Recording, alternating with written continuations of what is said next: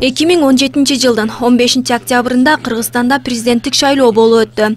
Башкы эл аралык байкоочулар катарында ЭКУКунун байкоочулары да шайлоо участкаларында байкоо жүргүзүштү.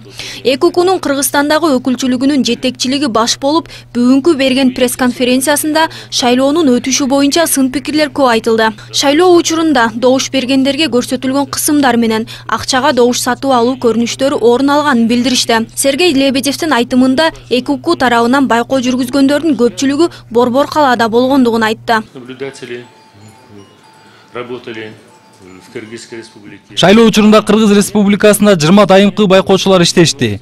Ал эми өлкө боюнча 192 байкоочу шайлоонун жүрүшүн көзөмөлдөдү. Биздин миссияда Украина гана катышкан жок. Ал эми калган ЭКУКунун байкоочулары бардык областтарда активдүү иштешти. Должным образом. Кыргызстан атаанда шайлоо өткөрүүдө жана бийликти тынч өткөрүп берүүдө жалпысынан позитивдүү мисал көрсөтө алды.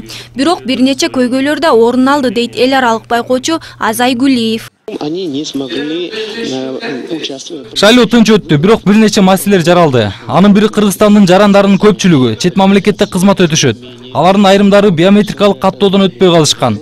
Ошондуктан шайлоочулардын тизмесине кирбей калышып, өздөрүнүн шайлоо укугун аткара албай калышты. Кандидаты они могли. Байкоочулар жалпыга маалымдоо каражаттарынын сөз эркиндигине чектөөлөрдүн коюлгандыгы жөнүндө айтып, көпчүлүк телеканалдар бир тараптуу чагылдырса, айрымдары акча төлөнгөн жарнактарга айланганын баса белгилешти. Шайлоо учурунда болгон тоскоолдуктар тууралуу Александр Келчевский өз ой пикирин айтты.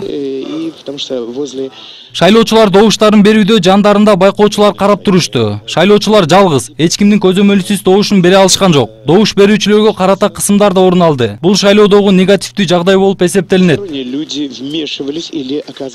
15 октябрда болуп өткөн шайлоодо добуш берүүчүлөрдүн тизмеси 3 миллиондон ашык болгонун байкоочулар белгилешти.